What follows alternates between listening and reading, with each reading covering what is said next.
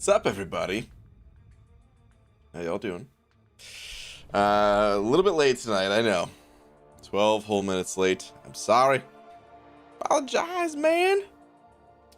Okay,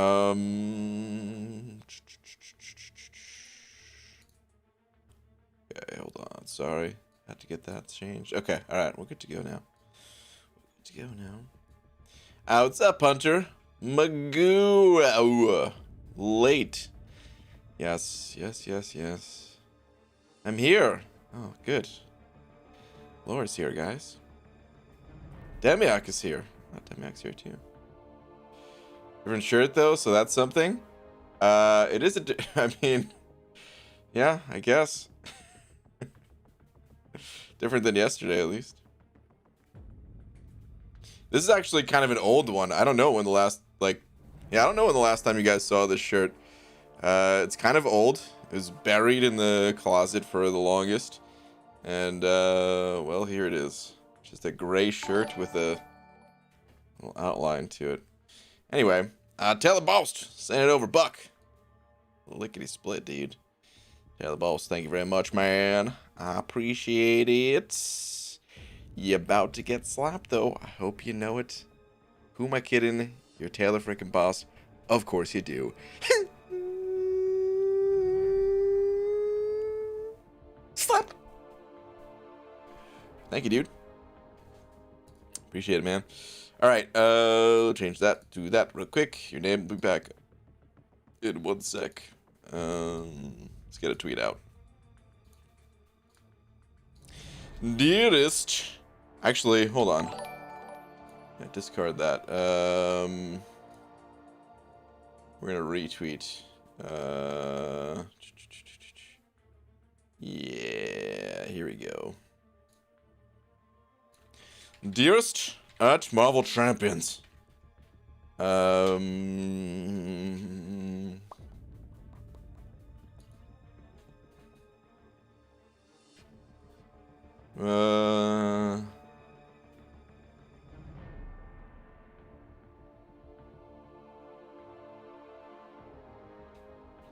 Let's do it like this. Hercules. Morbius. Ironheart. Nah, son. Give me that Omega Sentinel, baby. Yes. Oh, no. No. Okay. There we go. Okay. Tweet. Or retweet. Whatever it was. Alright, cool. Wait, Taylor Boss, did you have a message to go along with? Don't see one, actually. Thank you again, dude, as always. Yuki sending over a few of them Polish bucks. Saying, Brian, did you get a chance to play with Bomb on the CCP server? Wink, if that's the case. Does that count? Is that a wink? I gave you the double wink, also known as a blink. Listen, man. Not allowed to talk about it. Yes. No, I could say yes, I have played with Immortal A-Bomb. I cannot share my thoughts and feelings towards Immortal A-Bomb yet.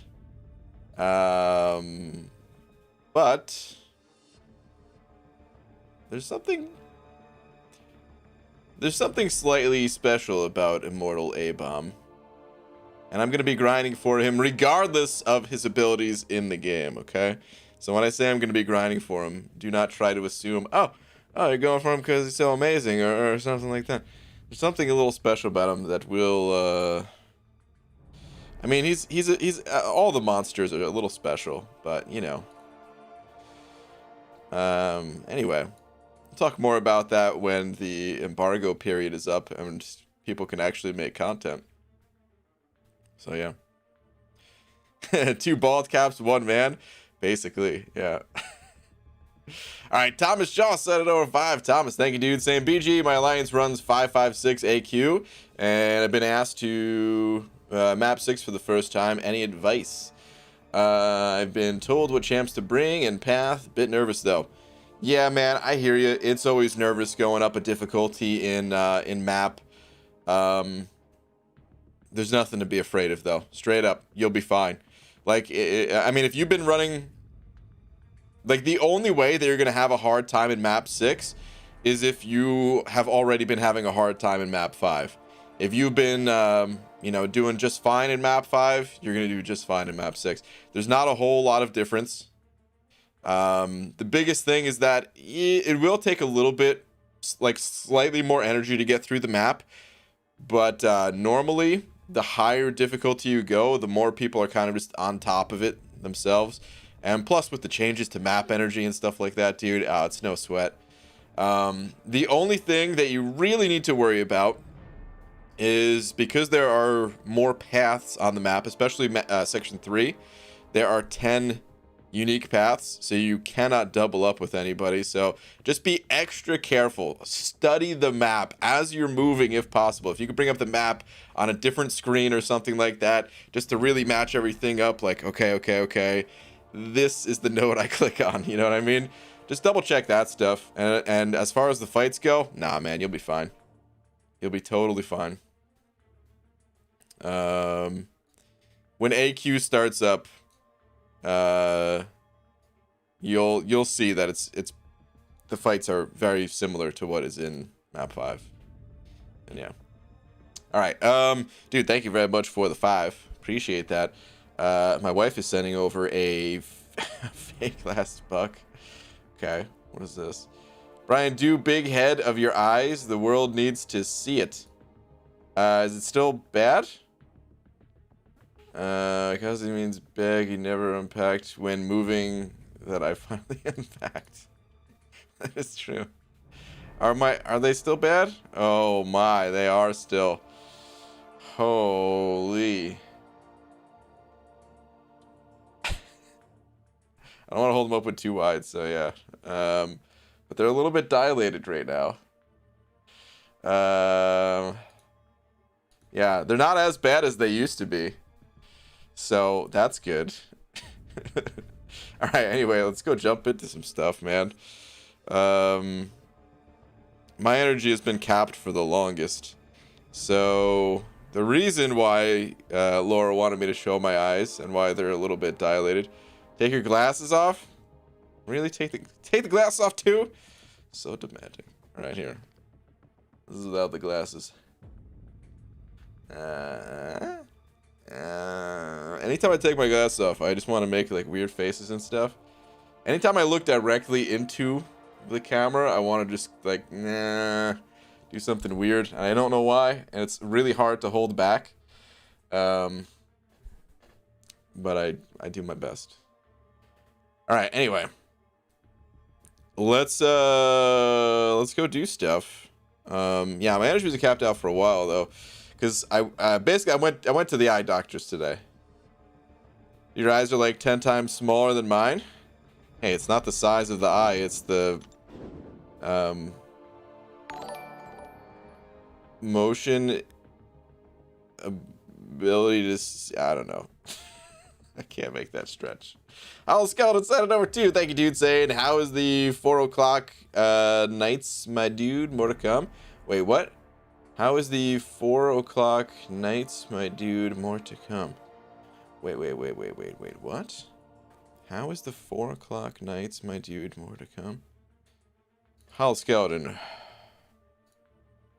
Is there...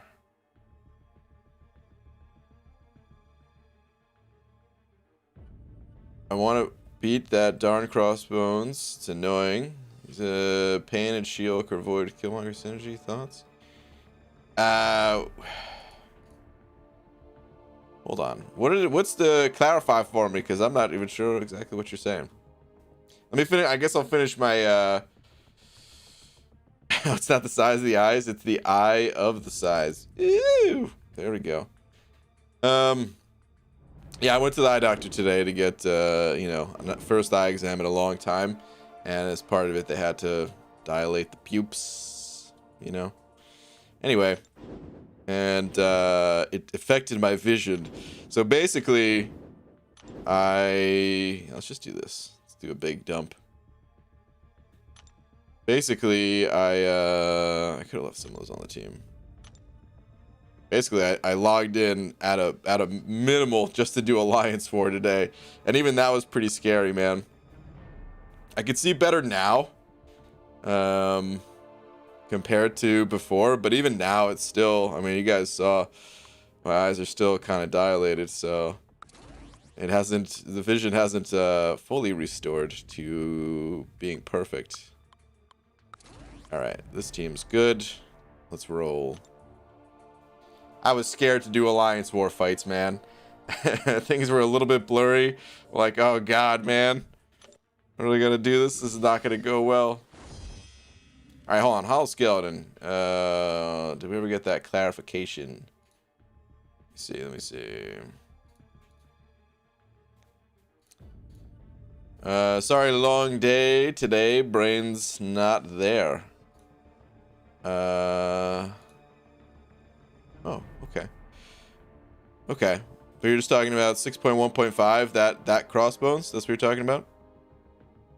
For the follow-up messages, at least? Want to be that darn Crossbones, Easy Pain, and She-Hulk, or Void Killmonger's Synergy. Let me... Damn, I just started moving in this quest. Let me go through this quest really, really quickly. Crossbones, he got updated. And I don't remember exactly what he got updated to. I only remember his earlier phase or whatever. So let me plow through this quest really quick, and then we'll pop into 6.1.5. Check out the Crossbones boss, and yeah, it'll only take 2 minutes to go through all this stuff. Quick fights. You dilated the pubes? Yeah, something like that. You're close. Well, not really close, I guess. But you know. Yes, I guess. I mean, I didn't dilate them.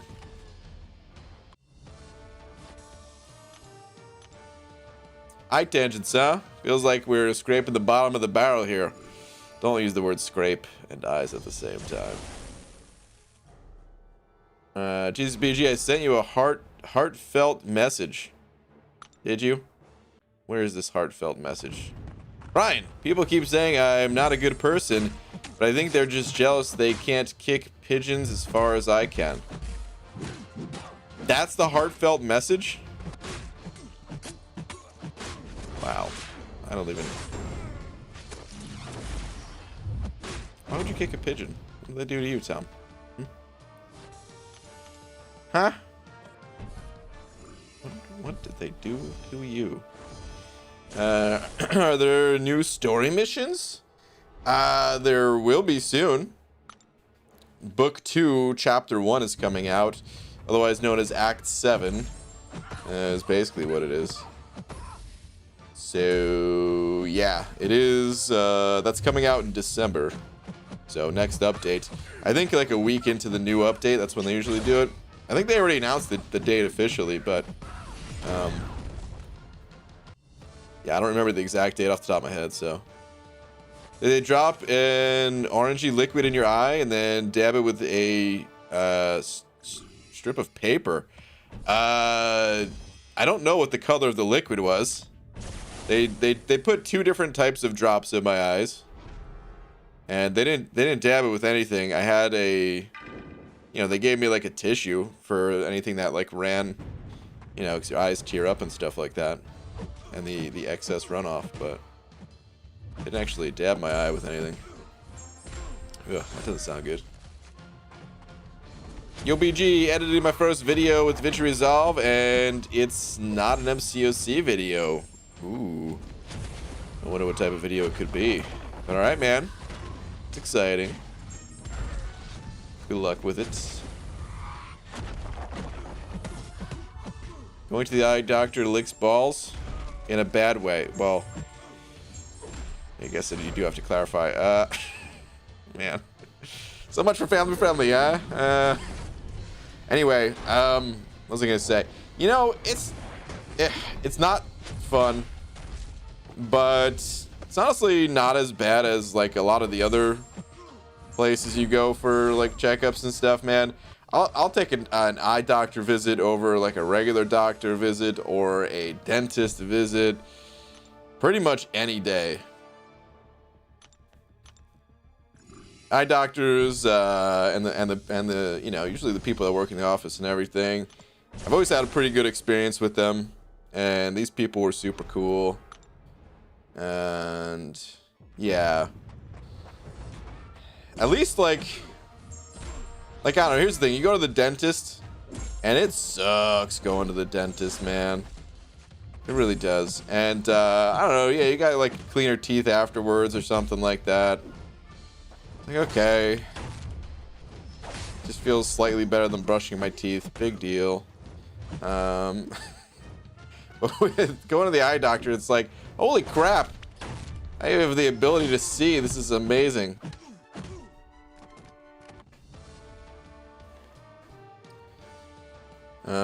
Yo, not like I super chatted you to read that. Yeah, I know. I read it anyway. Every content, brother. Never been to a stream until now. Well, Caden, welcome. Right, me and Tom are gonna get married. Oh, wow. Which might get awkward when he figures out I'm married to 2 coworkers as well. You know, it's only awkward if you make it awkward. Isn't that a saying or something? And this man blew him in his face right in the eyeballs. What story are you telling right now? He's alone with another man in a room next to me. Came out with big eyes. Okay. You know what? My goodness. Alright, Hollow Scout, and we're almost out of here, man. Can almost check on that boss. Got like 1 fight to go after this. The shed sending over another buck, or a first buck tonight. But thank you, dude. Saying 4 hours later and many tutorials on YouTube. Almost done editing this Call of Duty Sniper Highlights video. Nice, dude. The first one is the worst one. Takes the longest. They'll just get faster and easier to make as you get more comfortable with it and all. So it always sucks doing it for the first time, sitting through all those tutorials and everything, but it's worth it, man. It's cool. What do you think is worse, the dentist or surgeon? Oh God, man. Well, I don't really want to get surgery, so I'm gonna go with surgery is worse.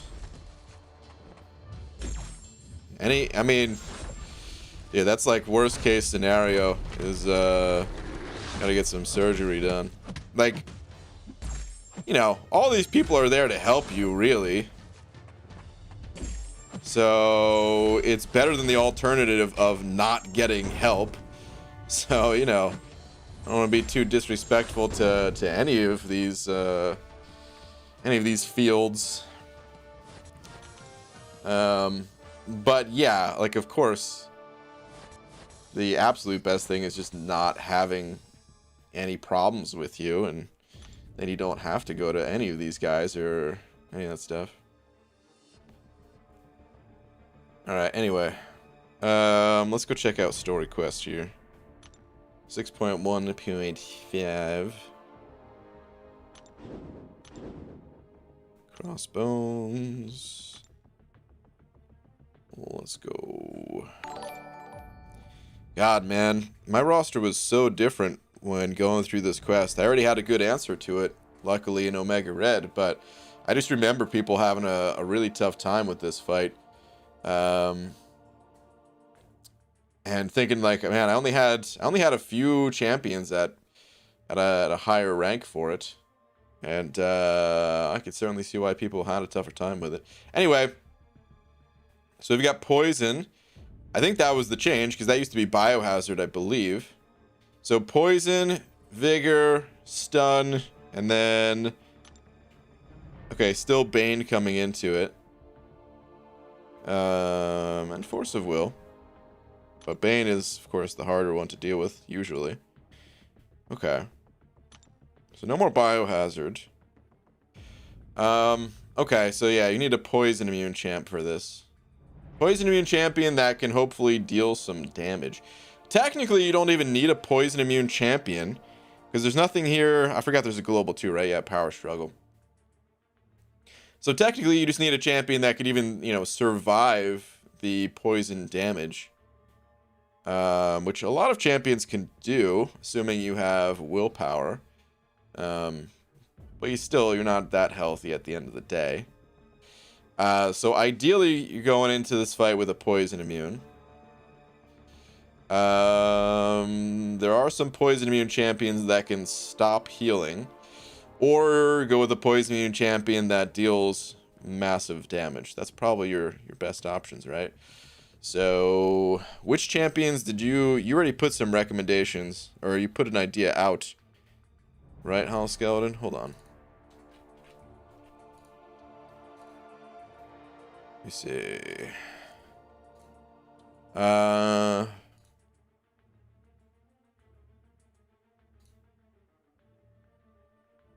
Okay.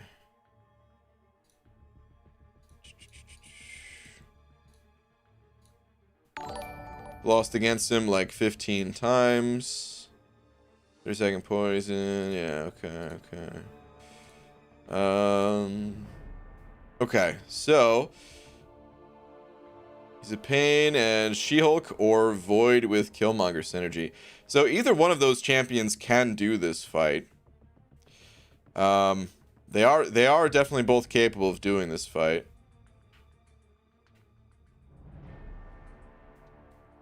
Which one is going to have an easier time? I think personally I would have an easier time with Void and Killmonger. But yeah, they both can do the fight for sure. This healing, it's not that crazy of healing. It is a little bit nasty. I mean, actually, hold on.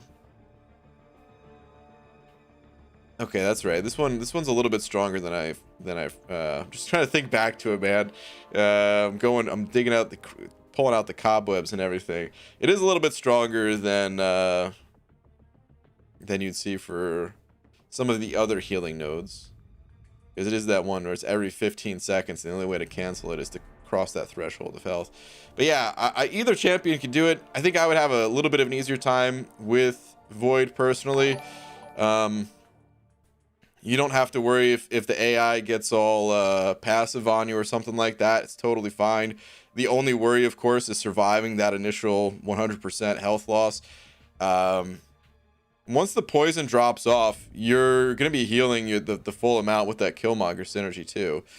So yeah, it really just is that first 100%. If you have willpower, let me see. What does this come out to be? If you have willpower, and you have it maxed out,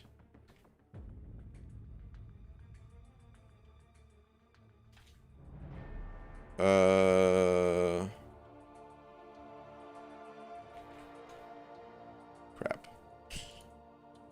Hang on.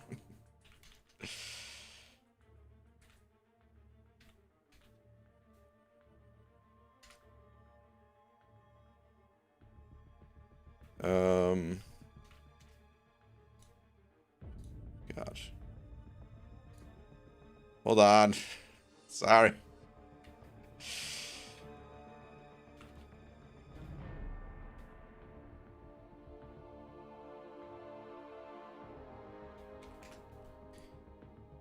Yeah, I mean you'll survive with a high enough health total as long as you just don't get too messed up by the like if you don't take too many blocked hits and you don't actually get hit by him, you would survive it. Like, hold on, you sent over another super chat. I'm guessing there's another message here that I did not read. He purifies debuffs too much, and I get sucker punched. Yeah, man.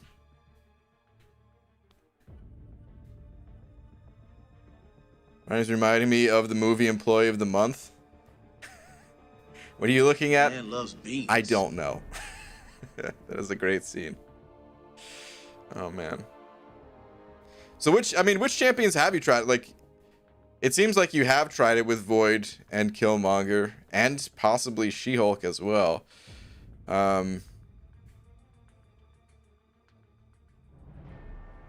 Okay, yeah, you said went against him like 10 times with Void. Just took a while. Okay, I see now. Sorry, this is a little all over the place at the moment. Yeah, either one of them can do it, man. I would say you could also use champions that, if you have the Despair Mastery, like when this guy first came out, people actually beat him with a champion like King Groot, believe it or not. Even his pre-changed state, where he still healed, but it was essentially just biohazard instead of poison. And King Groot has a permanent armor break on his special one, and people just sat there long enough, fired off enough special ones that eventually that cut out his healing entirely. If you have the Despair Mastery, that opens up the options because of things like that. Not to mention it makes Void significantly better as well. If you don't have the Despair Mastery, then yeah, you could still do this with Void, but you're gonna have to survive a lot longer. You're not really gonna reverse that healing so much. You're gonna cut it off, and there'll be times where, if you have Fear of the Void plus Petrify, you'll reverse it, but it's, you really need Despair to reverse it. Do not have a Warlock, nor the ones I'm looking for. Yeah, I figured you don't have Warlock. He's probably best option. Sentinel's a great option as well. The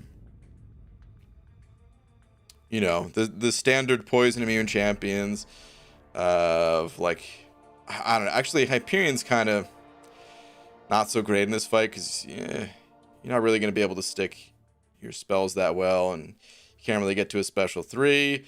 The parry heavies aren't gonna be so great. I'm trying to think who else is really good out of the the poison immunes. I mean, Omega Red is still a fantastic option. Honestly, not as good as he used to be, crazy enough, but he is still good for it.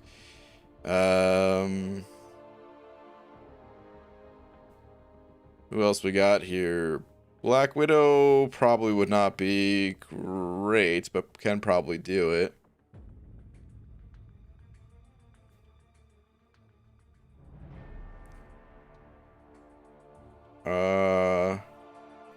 Yeah, man, honestly, like Void or She-Hulk, those would be really good options.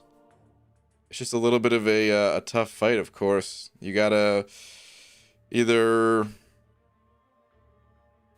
deal with him. I mean, either way, you have to deal with him shrugging off things.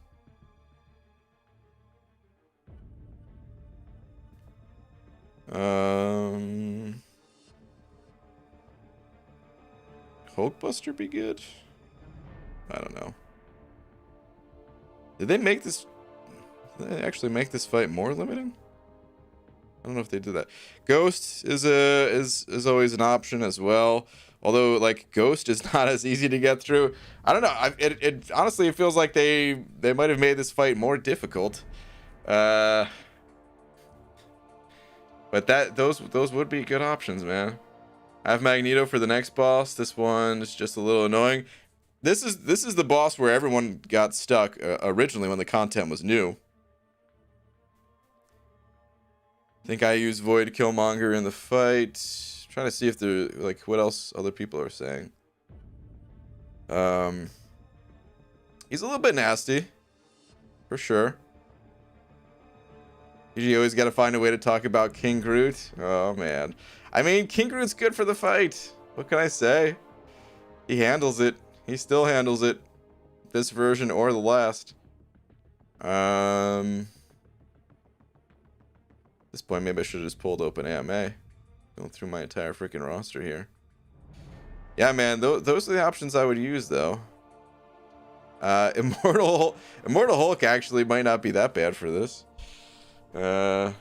actually get through it. But yeah, he's also brand new.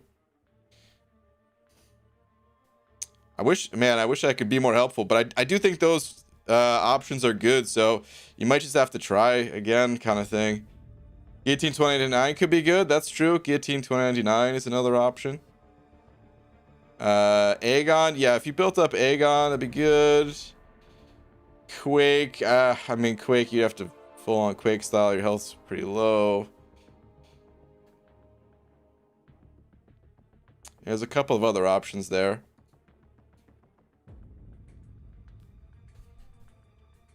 But yeah, dude, I think it's just one of those tough fights where, unfortunately, you have decent options, but it's just might take a little, a few more tries to really get it down, kind of thing. Again, if you don't have Despair already, Despair will be a huge help for the fight.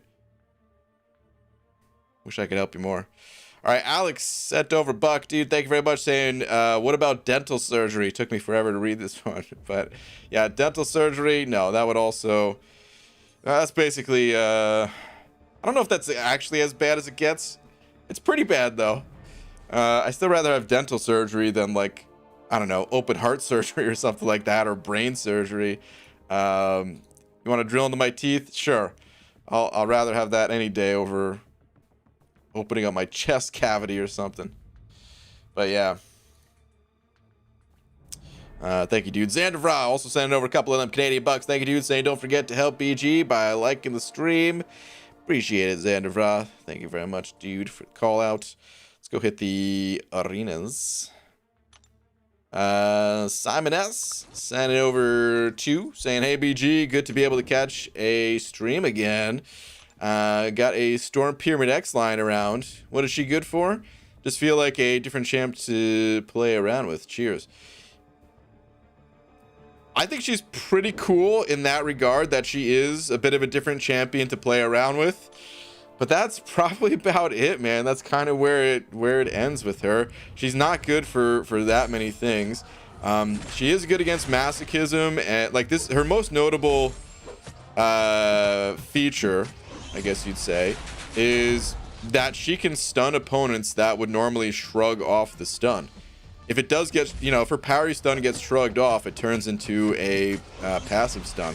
So using her against opponents like, oh my god, why did Kabam give us all these Hulks? No matter, always gonna fight Hulks while ramping up the 2-star arena. Anyway,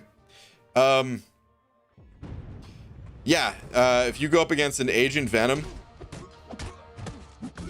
or masochism or anything like that where they shrug off the parry stuns, she'll work for that. I also think that she could be interesting in the incursions. I really want to get a ranked up Storm Pyramid X into the incursions, because she like, most of her damage comes through prowess, just boosting her specials, and her special 2 in particular. If you build her, if like, she's a little bit hard to get like the maximum damage out of her, but you can pretty consistently get like a good amount of plus, special damage with her prowesses. I made a video about her when she first came out, by the way, in case you want to see. But in any case, I want to see that potential in the incursions when you get the hack that gives you the, what is it, plus 60%? Is it 60 or 80? I can't remember for prowess, but either way, it's a massive boost to prowess, and that's got to make her special 2s just, I don't know, light somebody up and just one-shot them, even in like fairly deep rooms, I imagine. So,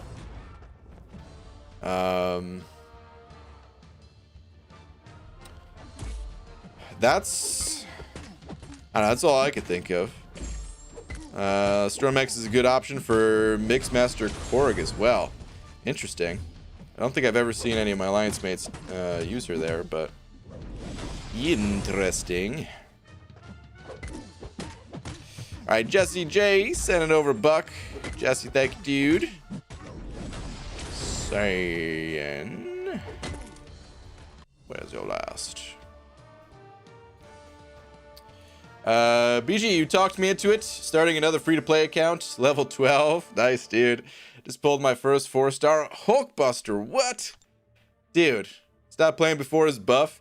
Can I throw my resources into him and have him carry me into uncollected? Basically, man, yeah.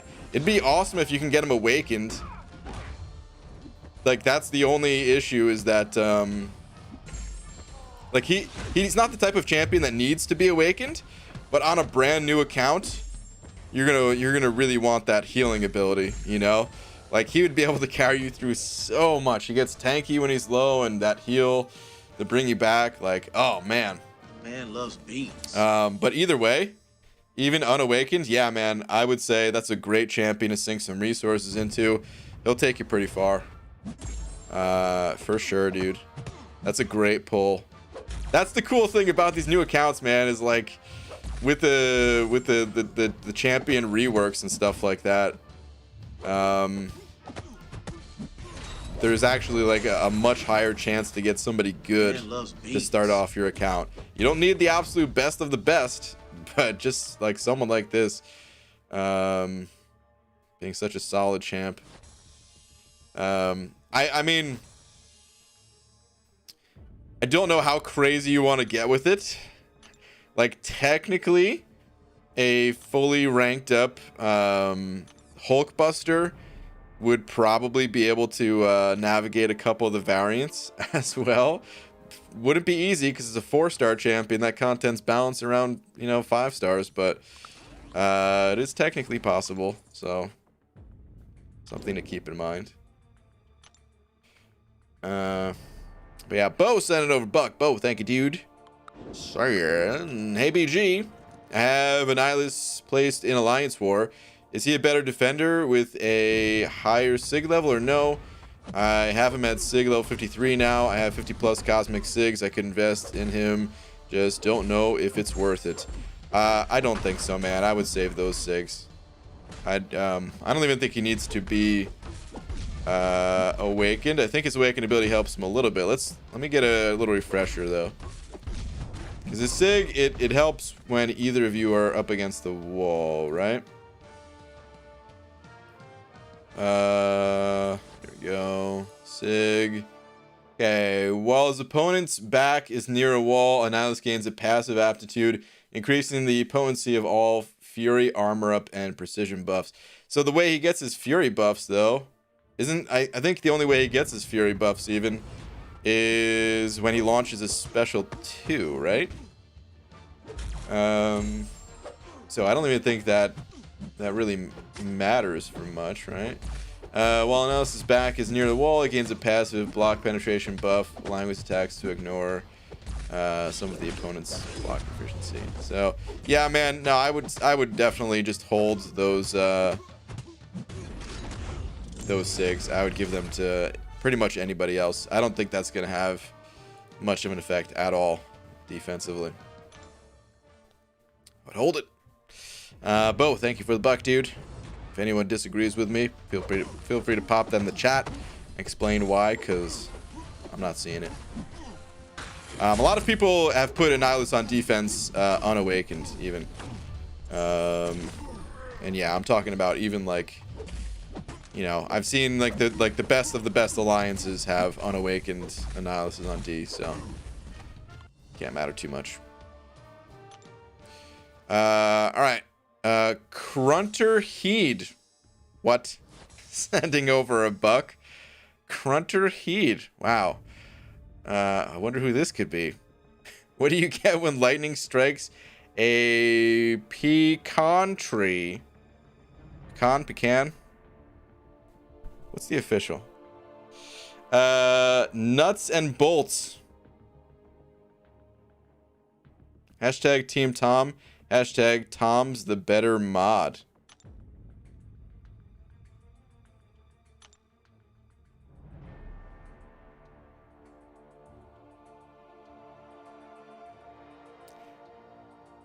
What do you get when lightning strikes a pecan tree? Nuts and bolts.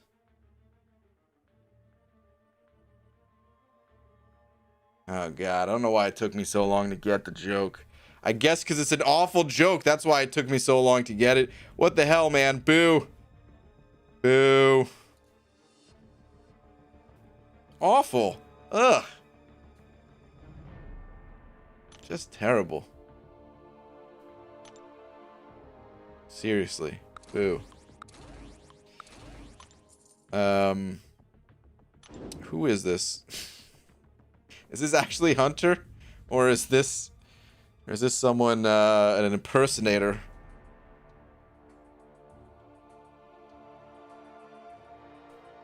Hold on one sec. I'm going to Google though, real quick. I've heard it both ways for the pronunciation. Pecan. Okay, Google says pecan. Oh, it even tells me though. There's two different little pronunciation things here. Pecan or pecan. Okay. Interchangeable. Got it. I don't know how frequently I've ever said that word in my life, so I've only ever read it in my head.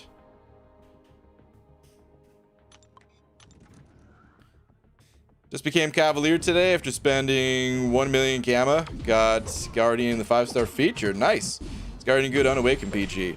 I think he gains a lot from his Awaken ability. So, I don't know. You can still play him on Awakens, but he gains a lot from his Awaken ability.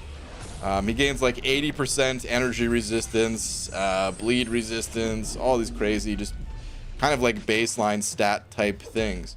So you could try him out, see how much you like him on Awakened, but he does gain quite a bit from it. So Ryan's face looks like he just tasted an onion in his spaghetti sauce. Oh, it'll make me vomit. Does Guardian need Sigs too? I have him and a gem, but yeah, man, I'd say he needs the Sigs as well. Well, let me see what he gets at Sig level 1.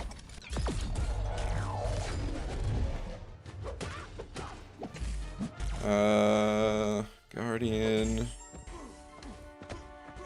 So, I mean, all right. Yeah, I would recommend the Sigs because it is quite a big difference going from like 25% resistance to 80. I think this is higher than 25 for the energy resistance, if I'm not mistaken. 734 is quite high still, so maybe it's 25, but let's say maybe it's like 30. But I'm not about to go do the math. But yeah, man, I would probably, I don't know if I would like only awaken him if I can get him to high sig. I might still like, I mean, the thing is, just these are just kind of bonuses, right?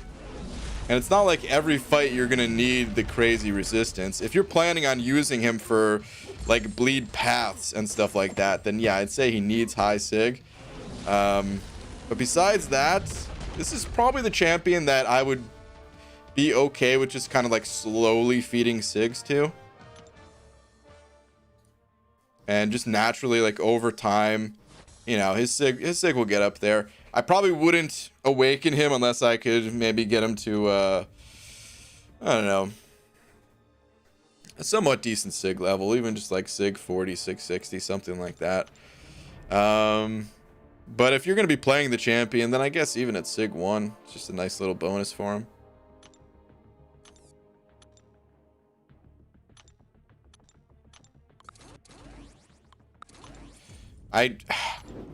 The thing about Guardian is I'm not sure exactly where he's best used.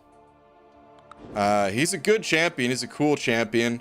And, I mean, at the very least, he's got a powerful synergy for your entire team in block proficiency. So, I feel like, you know, there's always some use there at the very least, like I said. But, aside from that, I'm not sure. I'm not exactly sure where he's best used.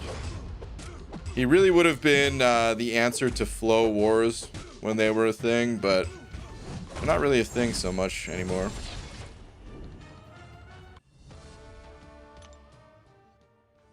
PG, this is an impossible question.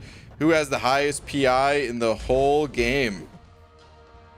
Well, base would be Silver Surfer.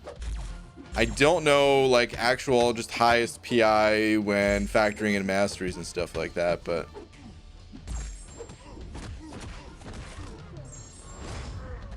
I never see anyone use Guardian, another champ that's good but not used, as others are so much better. That sounds pretty accurate, man. That's exactly how I feel too. I don't really see people using Guardian. I wish I had him. This is one of those champions where I wish I had him at a higher level, just so I could see for myself, like, would there be a time where I'd use this guy? I don't know. Like, here's the thing too, the tech class, I don't think the tech class is that powerful overall, but it has a couple of just big standout characters that are insanely good, like Ghost, like Warlock, right? And I feel like if you have those characters, Guardian just, it really isn't going to compare. But what if you take somebody who doesn't have those characters? Then the rest of the tech class, you know, it's still, there's a couple of good champions I left out, yeah, but you know, I feel like he would be at least comparable to the likes of you know, Sentinels and Hulkbusters and things like that. So maybe if you take somebody who has a high Sig Guardian who does not have Ghost or Warlock, maybe you'd see him used more. At 565, Sig 200 Guardian, and I kind of agree with that assessment of him. He is a really good champ, but kind of situational on where you want to use him. Yeah, that seems to be his nature, I guess. He is always going to have that unique ability in that he does not crit. So I'm trying to think, like, would I rather use him or Guillotine 2099 if I had to go up against like an annoying Mr. Sinister or something like that. And I don't know, I don't have enough experience, but at least it's another option. If you didn't have one, you could use the other or something. The whole tech class lives in Ghost Shadow. I mean, yeah, of course, it's freaking Ghost. PG, who would you choose? Sentinel or Nick Fury? It depends, man. If I haven't done Variant 3 yet, or Variant 2, I would go with Sentinel. If that content was already done, probably Fury for most other things, like Deep Act 6 content, Abyss. They're both good champs, though. It just depends on what you're looking for, what quest you're going into, kind of thing. I think they both have use in Alliance War, too, so there's always that. Depending on kind of what your group needs. You could also look at it from that perspective. Just now I learned that Domino can apparently just refuse to let Hyperion's cosmic charges turn into power gain. He has 3 and no power gain anymore. Yeah, man, that actually happens in a few different situations. It's not just a Domino thing. There are nodes that can prevent his charges from turning into power gain, and he'll just have, you know, he'll just gain three of his cosmic charges pretty quickly in the fight. Personally, like Warlock and Guillotine 2099, for example, way more than Ghost. I mean, it's fair, those are good champions. Of course, you guys know how I feel about Ghost.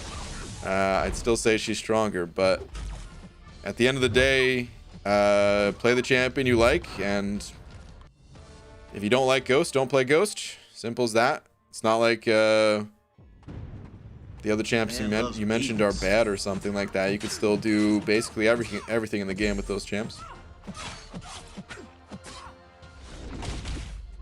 Yo, BG, what SIG should Omega Red be to be good?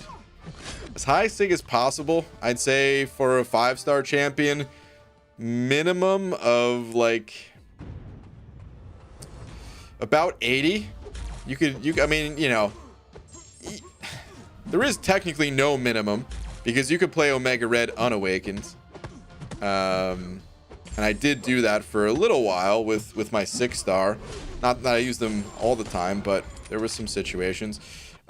So yeah, technically it doesn't even need to be awakened, but to be considered good, I'd say probably about SIG 80 is the realistic minimum. But as you want him as high as possible. A lot of his damage comes from his awaken ability.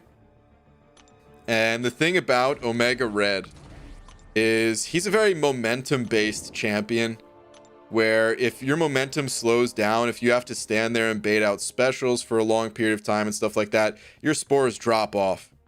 So you could run into situations where if you had him at a higher SIG level, the fight would have been over with because you would have kept your momentum up, kept your damage up long enough and all that. But at a lower SIG level, like, I don't know, like if we take like maybe comparing him to Star-Lord would be good. So Star-Lord, he gains more and more attack per combo hit the higher SIG level he is, right? But it's just gonna be like a few extra hits at the end of the day if he's not at like a super high SIG level. It's really not that big of a deal. But with Omega Red, it's like an exponential drop off of your damage in a way. Because again, you know, having to bait out specials, the more specials you have to bait out, the more opportunity for your spores to drop off.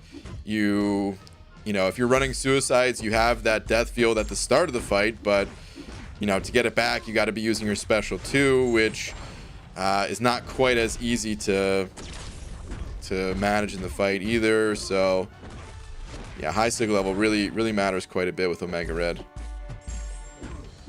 All right, Bo, sending over another buck. Bo, thank you, dude. Saying, who is Thomas the Train Engine's favorite rapper? Chew Trains. Oh my god.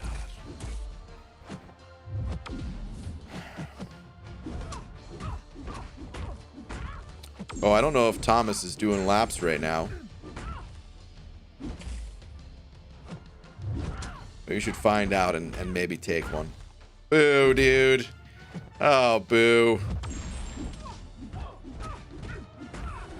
Thomas the Train Engine joke with the punchline of Chew Trains. Boo.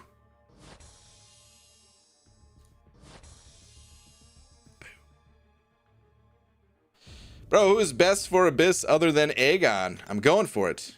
Help, man. I don't know who you have, dude. There are some okay options. But Aegon is kind of cut above the rest, you know. Star-Lord. Since we just mentioned him, he could be an option.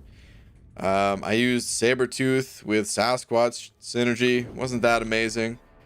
Honestly, Void and Killmonger make a great pairing. If you can slow play the fights with Void, but it will be very long. Colossus is someone that I wanted to look into before I went with the Saberman synergy. I never ended up looking into it because I was like, nah, screw it, let's do something different, man. Let's go with Saberman. But I believe like Colossus, in my head at least, seems like he'd be a good option. I just don't know. There's probably some video content out there though that you can check. Abyss is not a one-man team though, by the way, so you know, certain fights you'd want to use different options anyway. And Sim Supreme for the easy path seems like a great champion to bring. Did I mention She-Hulk already? I wanted to mention She-Hulk. If I didn't, I think I forgot to say her. But She-Hulk. There's some options. PG, what all matchups can Sim Supreme be used? Because I got 5-star version of him.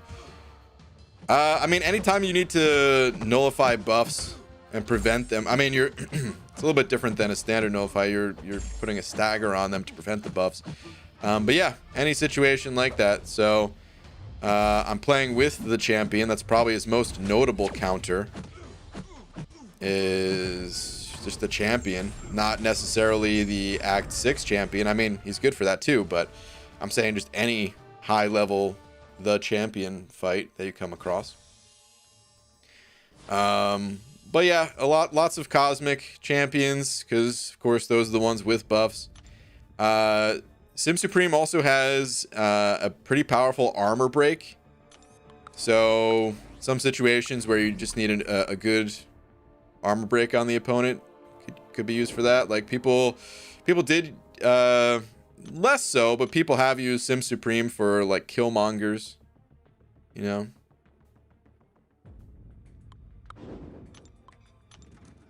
PG, who do you suggest I bring to 565, Cap, Infinity, or Namor? Still need to complete Act 5 and variant content. Thanks. Okay. For Act 5 and variant content, who would be better? Both solid options. If Namor is Sig 200,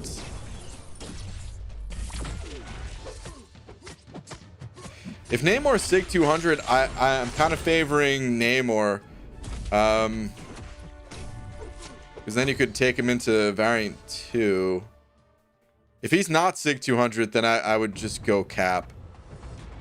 They're both going to be great for Act 5.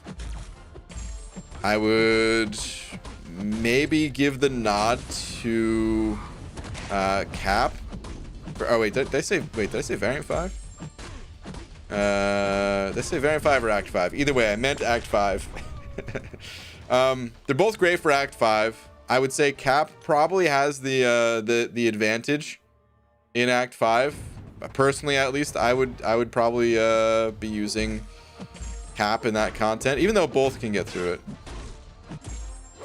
But when it comes to the variants, they both have some limited use. Neither of them are going to just, like, I don't know, like completely dominate the variants. But Namor, I would give the advantage to because of his use in variant 2. But here's the thing, like, you realistically, you want to start in like variant 3, 4, 5 before you do variant 2. You don't have to go in any particular order. It's just those quests are shorter and in my opinion a little bit easier to get through. So as kind of an entryway into the variants, maybe you're not really looking to do variant 2 anyway. So it's kind of a toss-up, but you make things real simple by, if your Namor is not either max Sig or very, very close to it, then I would just go Cap. If your Namor is Sig 200, leaning slightly more towards Namor, but you can go either way. Total personal preference call at that point. Speaking of Act 5, when does the new account version 2.0 start? I don't have an exact date. Just towards the end of the month. We'll kind of figure it out as we get closer to it.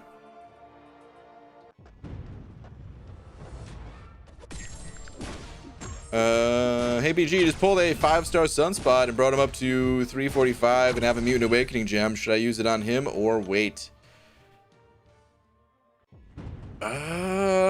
Probably wait. Sunspot doesn't really need to be awakened. He gains a little bit of a bonus, but it's really not anything too crazy. And the mutant class is just so stacked that you're probably better off using that Mutant Awakening gem on someone else. So yeah, leaning more towards hold it, I'd say. I think if I were in your shoes, at least I would hold it. UG, I'm asking for your personal preference here. Rank 5 Medusa or Tigra, both 670, and I can play them pretty well. This will be my first rank 5. My personal preference would be Medusa, but I'm not the one playing your champions, dude. If you could play them both pretty well, like your first rank 5, it's a very personal decision, man, because you're going to be playing that champion more than any other by a long shot, man. Like until you get more champions up at rank 5, the power level is pretty significant. You of course will still be utilizing the rest of your roster too, but like the amount of times that you're just going to pick your rank 5 champion, yeah, you're going to be using that champ like twice as much as any other, if not more. You know? So yeah, I go with the champion that you like best, man. But me personally, between the two is Medusa. I don't really know how to play Tigra. I mean, I played her a little bit in the CCP, and I think she can be a really powerful champion given the time and effort put into like mastering her abilities. But I also think that she's one of the highest skill cap champions in the game. In the right hands, she can look really good. In the wrong hands, delete her from your account. You know, I don't know. Yeah, go with your personal preference, man. And if you're really having a hard time with it, like just figure out which champ you use more right now. If they're both rank 4, who's your go-to?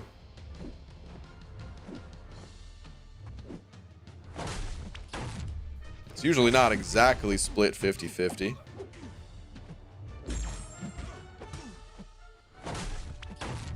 PG just became uncollected. Only took 2 team revives. Nice, man. Congratulations. Congrats on the fresh Cav title.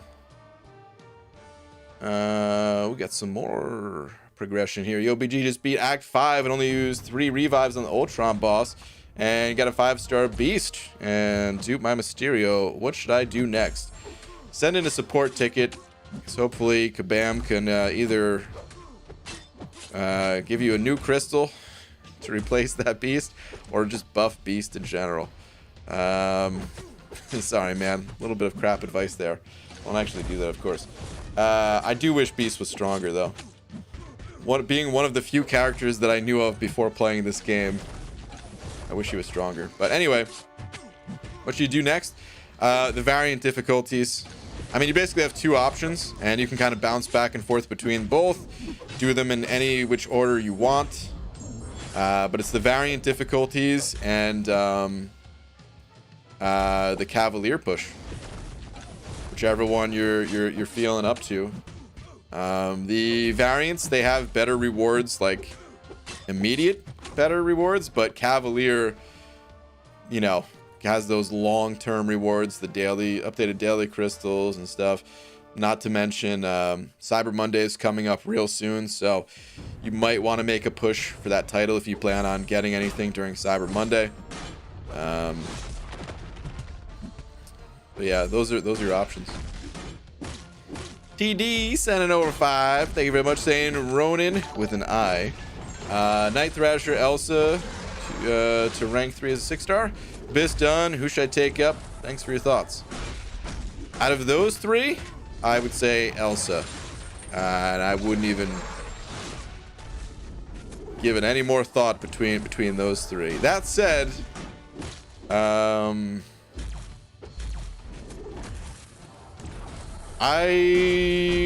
my experience with Elsa is still kind of limited. I've played her a little bit at this point.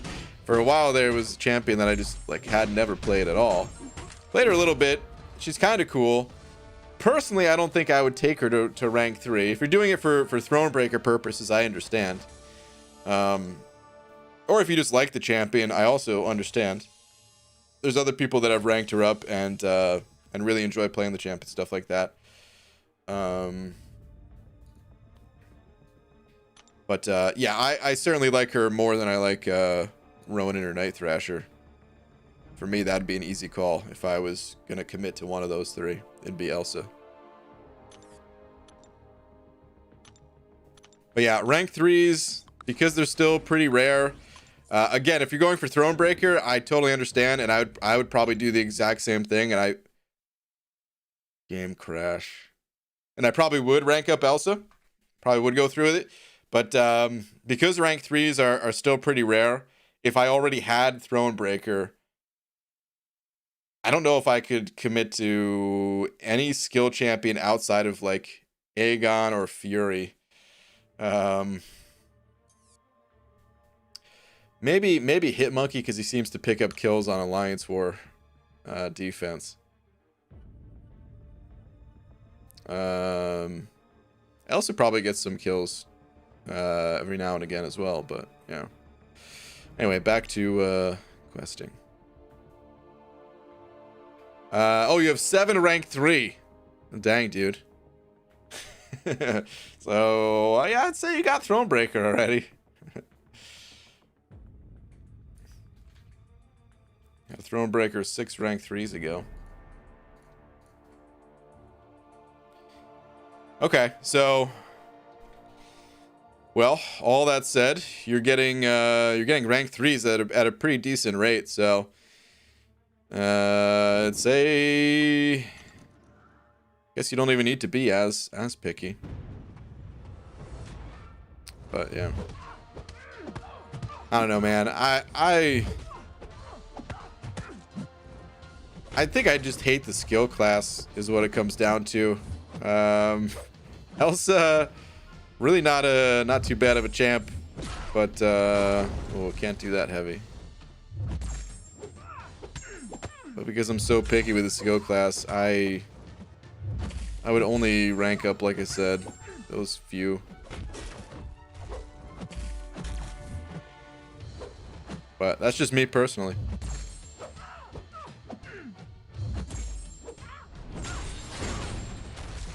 Doing no damage here. Oh! Get a heavy kick to the head.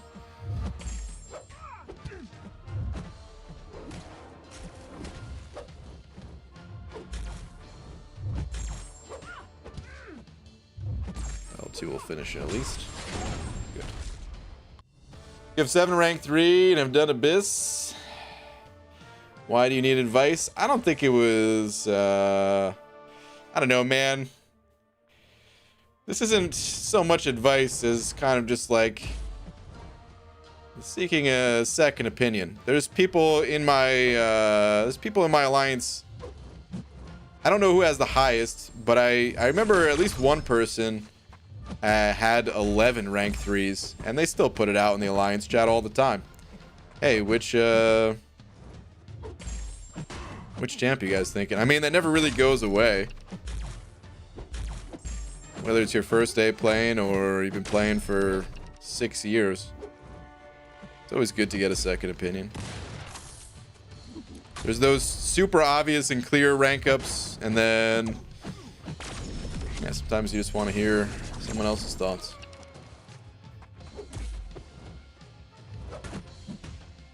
PG, how do you grind gold? You're kind of watching it, man. The arena is where you're going to get the most significant amount of gold. I'd say there's like 3 to maybe 4 large sources of gold. I'll go through all of them. First is arena. Opening up, not the arena from the, the gold from the milestones, the gold from the arena crystals, and technically some gold crystals from the solo events that you'll complete while grinding as well. So arena is probably it is the biggest free resource to grind and get golds. Next you have the best paid way, which is opening up Cavalier crystals or Grandmaster crystals, wherever you're at in the game, and selling off the excess ISO. Selling ISO just in general, whether you're paying for the crystals or not, that's a great way to get gold. So don't ever let ISO just expire on its own.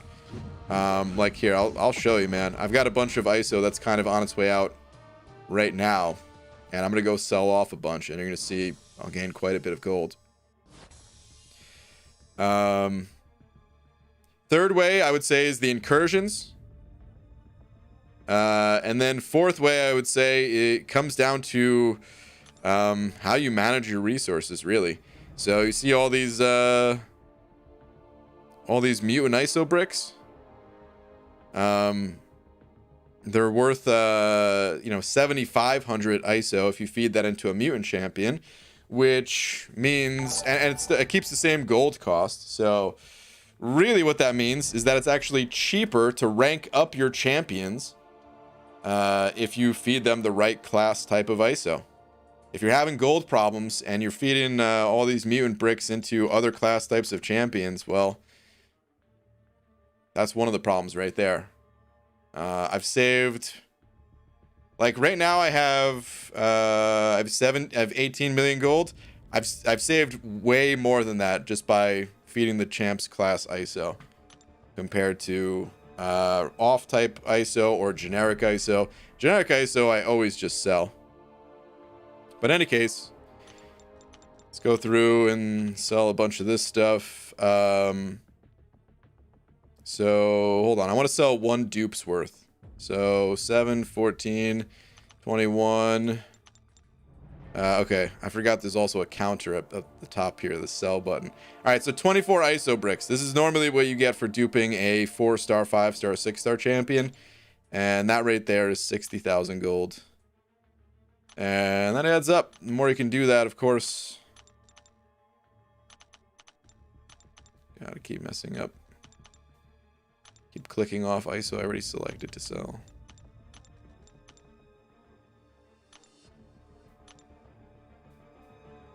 Yeah, those are all the ways. Alright, these aren't getting used. There's other smaller sources of gold, but those are the big 4 ways I'd say to if you want to work on your gold game. Alright, speed up D. Send it over, Buck. Saying I love you. Speed up D. Appreciate it, man. Appreciate the love support as always, dude. Thank you, man. Or you can just use the ISO. Level up is on, by the way. I know, but it's mutant ISO, dude. And I've popped open so many crystals. Going for Aegon, I don't care about mutant ISO. Let me get out of this quest. I never exited properly.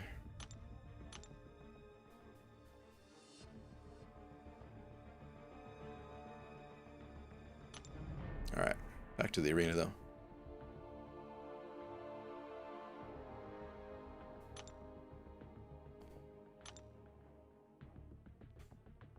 Almost never intentionally use only class specific ISO. I also have 13 million gold. I make gold faster than I can spend it. Yeah, I mean, if you gotta like that, sure, but there always comes a time, man, where resources run out. Like, right now, there's not a lot of ways to spend gold outside of ranking up your champions. BG, my song was legit. Don't ignore it. Oh god, do I dare.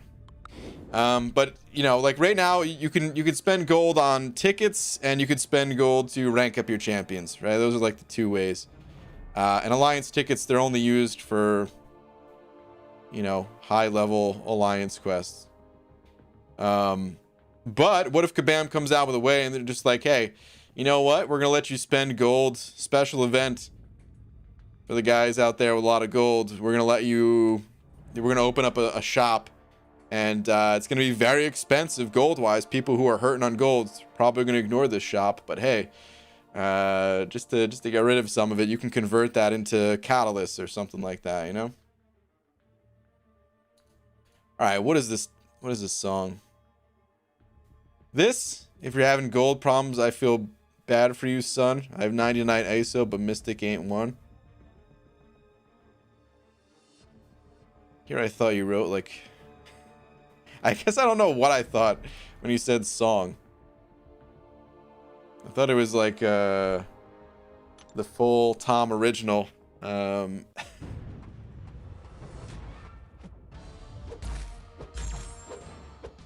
did write it. I mean, I guess, yeah, you did write it, but... Oh, man.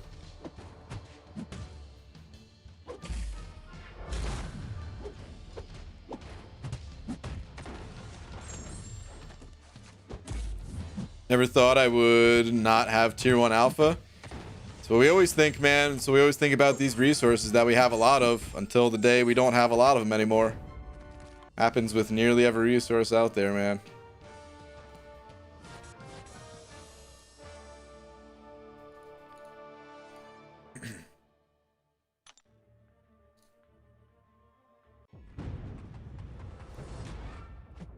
Alright, anywho. Who's better, Medusa or Sentinel? They're just very different champions, dude. It just depends on who you're going up against. It's like asking who's better, rock or paper in the game of rock, paper, scissors. Well, I mean, I guess... Okay, bad example, because, you know, paper is always going to beat rock, but...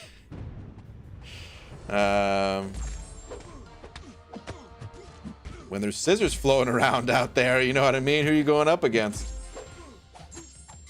But they're both great champions. If you need the full bleed and poison immunities, you go with someone like Sentinel. You just need the poison. For just eating poison, Medusa's probably better. Medusa shuts down robots versus Sentinel being a robot, which sometimes comes in handy for other things. Damage-wise, they're both capable, both sustainable, both retainable. I don't know. I just wanted to come up with another able, and retainable was the first one that came to mind, and it didn't really fit. So we're gonna end that.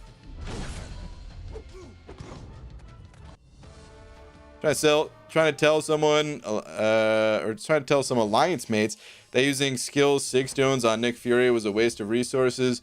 But sometimes people just want to argue for the sake of arguing. Well, what was their argument? Because it's not always a waste of resources.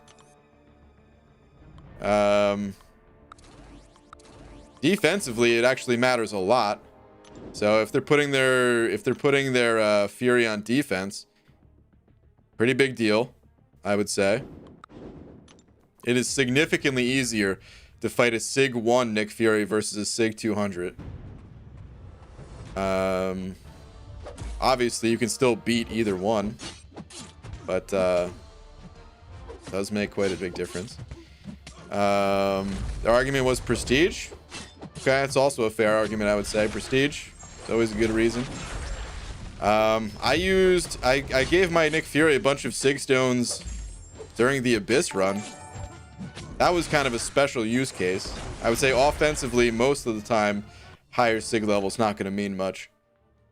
But you know, there's always those times where you do need it.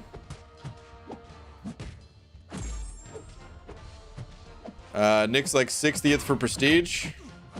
He's not very high in prestige, you're right, but sometimes it's what you got.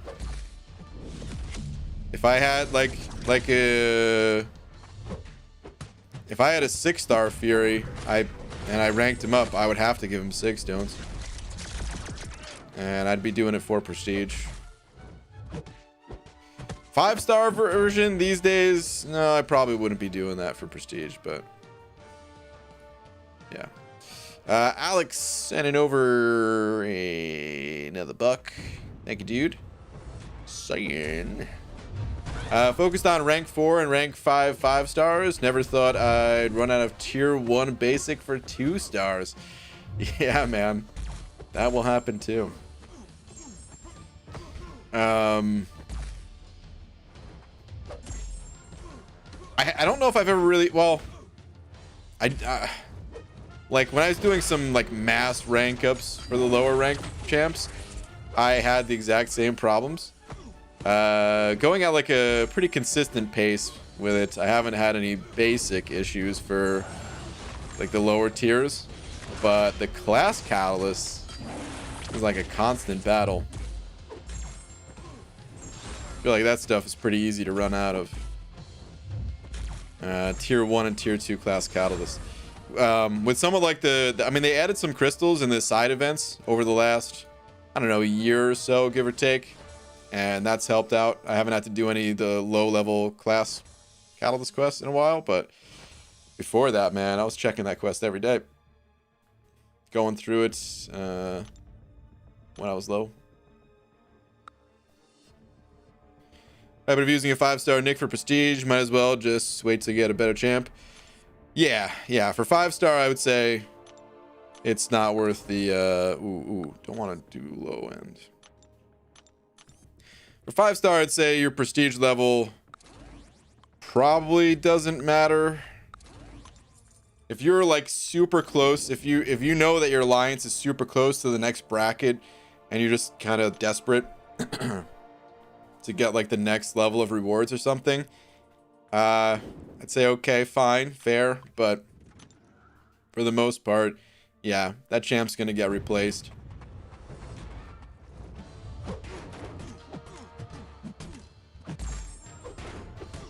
But yeah, there is reason to sig him up, believe it or not, outside of prestige. All right, Derek Kovkamp sending over 5. Derek, thank you very much, saying, when the past, present, and future go camping, they always argue. It's intense, tense, intense. That is way too many tents. Tell you what, take your tents. Intense. That are intense. And go take a lap. Boo, dude. Boo. Derek. Another one in Tom's army. I feel like his army is growing stronger again recently. I don't like it. Boo.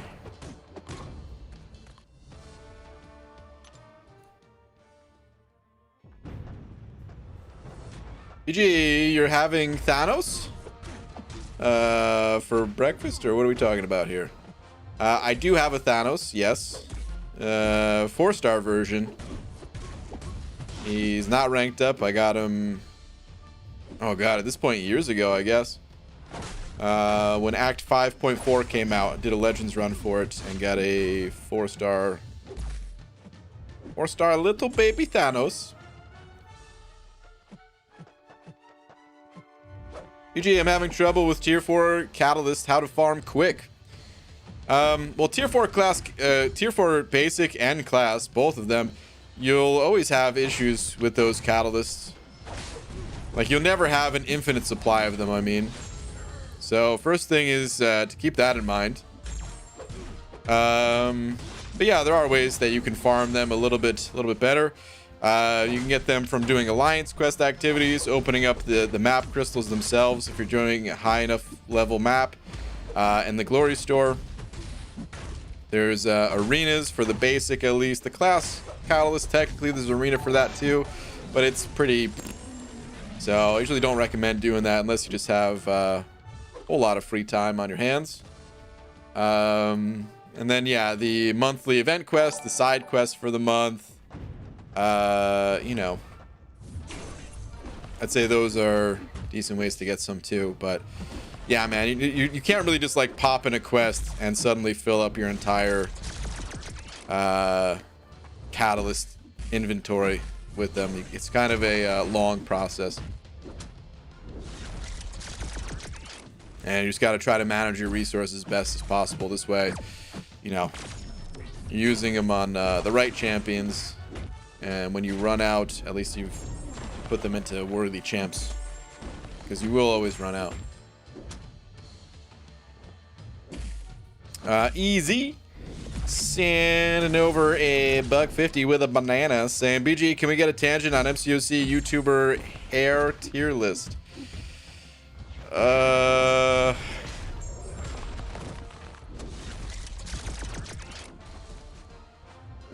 right, I guess so. I was hesitant because some YouTubers might feel insulted in some way, but it's really not too bad. And hey, I wasn't the one that made it, so sure, let's go take a look at it, because I do know what you're talking about. I checked it out on Reddit earlier. Hold on, let me see what Lakers Bodyguard is up to first. Lakers Bodyguard sending over Buck with a piece of cake. Thank you, dude. Saying, Beaver, happy freaking birthday. Did you see my tweet earlier today? No? How dare you? P.S. Mustard soda pickle juice. Question mark. Great. Oh man. Hold on.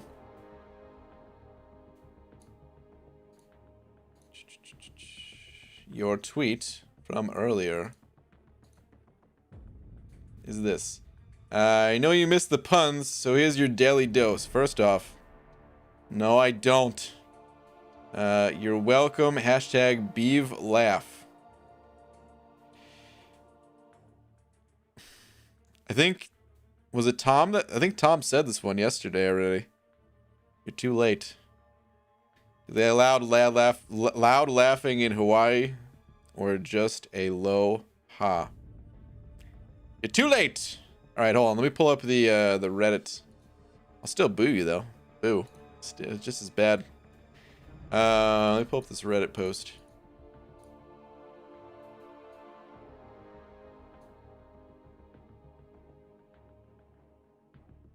Where is it?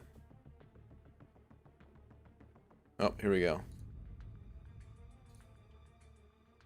Oh, it's so small. How do I make it? Okay, there we go.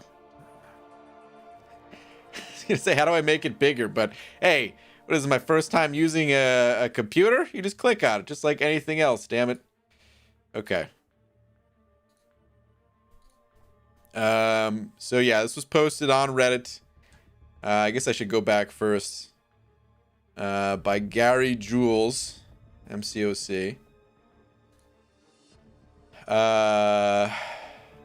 So yeah, we could see the standard tier list layout here, man. One thing you'll notice is, first off, I'm way down here in D, which is, I would say, great that I'm down here. I would have preferred to be down in like E or even F, because that's a compliment to my bald cap right there, dude. I'm not supposed to have. I'm supposed to be covering up my hair, so of course I'd be down in like the bottom tier lists. But where's Panda Man Pete? You know what I mean? What's the deal? No Panda Man Pete to be found. It's so small, BG 2020. Ugh, God. Anyway, the fact that Pete is not here is a travesty, because he would easily mop the floor with any of the participants. There's some other people left off, of course, because, well, there's about 1 million YouTubers for this game at this point. But where's Invincible? Actually, he's right here. He's in the A tier. Honestly, man, I feel like Rich has some of the best hair in MCOC. If I were to give my own tier list, my own hair tier list, it would probably be Pete number 1. I feel like Pete and Rich would be like top tiers. They just have different styles of hair, but they're both, I think those are like the 2 best in the community.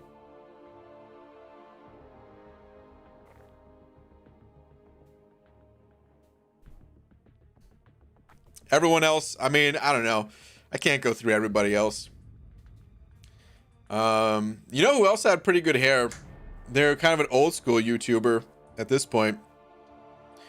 But Killer Greens, for anyone who's been around long enough to remember that name. Killer Greens had some pretty sick hair. I mean, you know, there's a lot of good hair mixed in these pictures for sure. I feel like, I don't know how Taters got in this C tier list. I feel like Taters, he got bumped unfairly. He should be at least up 1. There are more girls besides just one. I like how it's only Katie too. But to be fair, I guess there's not a ton of girls in the community, but yeah. Anyway, I don't know what else to say about this, so we're going back to the game now. But Pete should have been there. And there's a couple that I may disagree with.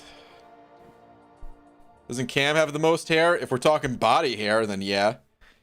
In terms of body hair, absolutely. Brave severely underestimated Dave's beard. I mean, Dave's got great hair too, but I just feel like he would be in the tier below Pete and Rich. Still super high tier. He's got great hair, but yeah. All right. Anyway, Yuki. Sending over 3 of them Polish bucks. I already read your message, your last one at least. Doesn't Cam have the most hair? Yeah, only body hair though. His hair is like, and it also, listen, it wasn't a most hair list. That's not the only requirement. Who has the absolute most hair? I skipped over Mike too. Karate Mike was in the top tier with Dave. I think I would also like. I mean, he's got great hair too. I'm not even sure if I would. Maybe I would put him. Would I put him in the same with Pete and Rich? He's borderline. I might have to bump him down too in favor of Pete and Rich. It's close though. He's got great hair too.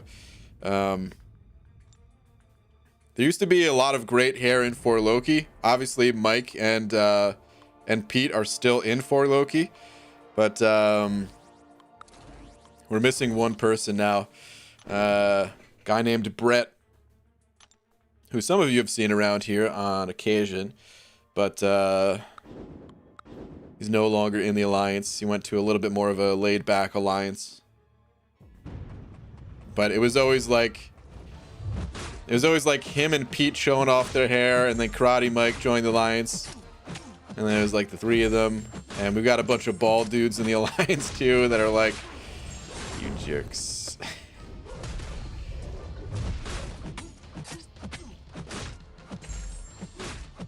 When is the best bald cap tier list coming? Is there even a need for the list? Come on. Come on, son. There's only one.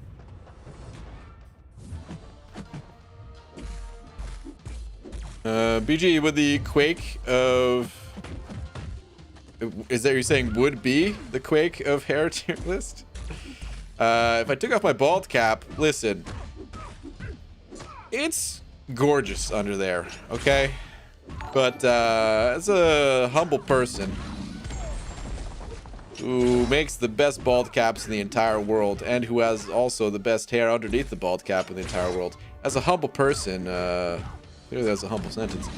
I don't like to brag about it. I don't want to show it off. Just leave it up to your guys' imagination. I put my bald head up against anyone's hair, BG? Yeah, Carl. MCOC and Val sending over a buck. Thank you, dude. Saying BG, I finally took my ghost to 565 and naturally duped her today. Nice. But how do I use her? Oh boy. Also pulled OG Wolvie from Featured Crystals, but what's the fuss? I kept him rank 1 for now till I find out. So the fuss with Wolverine is that he's just an old school. He's one of the OGs of the contest. Really powerful for his time. These days, a little bit more of a trophy champion since he's not in the actual 5-star pool. But he's nothing too special. Legacy says he really likes him with the Apocalypse synergy. So if you turn him into a horseman, you know, maybe you could mess around with that a little bit if you have Apocalypse. But otherwise, no, he's more of a trophy champion these days. Just because he's not in the 5-star basic. As far as Ghost and how to play Ghost, well, I'm not the person to ask, as I can't seem to pull Ghost at all. So, yeah, man. I know there's some videos out there. To be honest, I've never watched a Ghost tutorial video, so I can't tell you which one's the best. Whenever I do pull Ghost, I don't even think I'm gonna watch one. I've seen Pete and some other alliance mates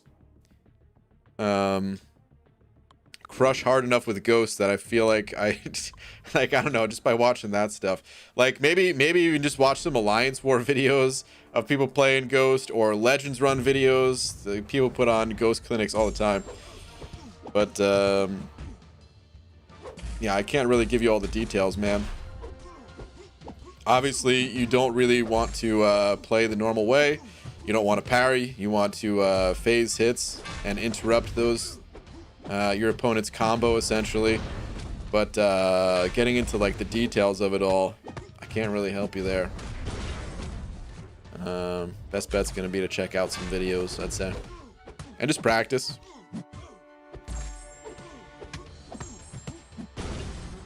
Just to show I follow your tips, I didn't spend extra for the featured crystal, got it from the side quest reward. Dude, that's even better.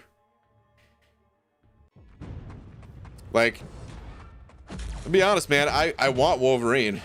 I don't want him enough to buy featured crystals, but that is the champion I'd want the most from a featured crystal. So as far as I'm concerned, you hit the jackpot.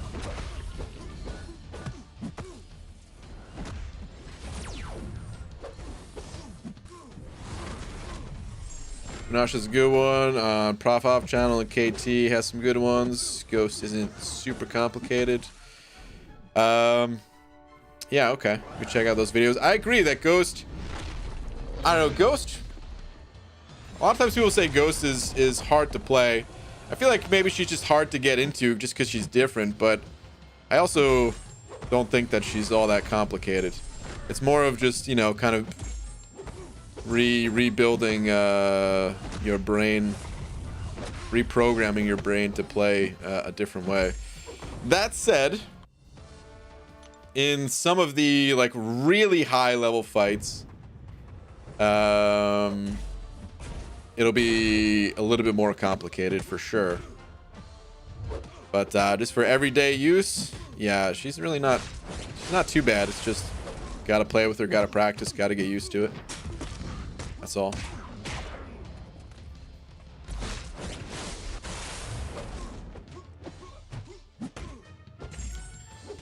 Can I program your brain to have less tangents? You could try.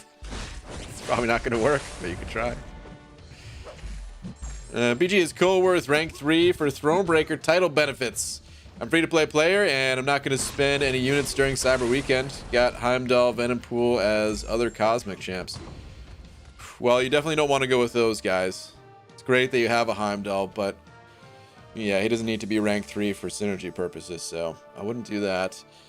Although, to be fair, could have some defensive potential, so... But anyway, still don't think I would do it. Venompool, definitely not until that guy one day gets a buff. Who knows how long that's going to be. So you're not going to get any of the offers for Cyber Monday. I wouldn't do it, man. Personally, I wouldn't do it. I don't know. Like, some people like Cole more than I do. And I do think that he's gotten a bit of a buff just in the way that content, the attack values have gone down. So I do think he's stronger than he used to be. But I still personally wouldn't do it. You see Cody in here saying Cole's worth rank 3, flexing. Everyone's going to have their own different opinion on that one. You know, try the champion out, see if you like them for yourself. But it's my own personal taste. I rather rank someone else up. Tier 5 class catalysts, they're not that easy to come by, man.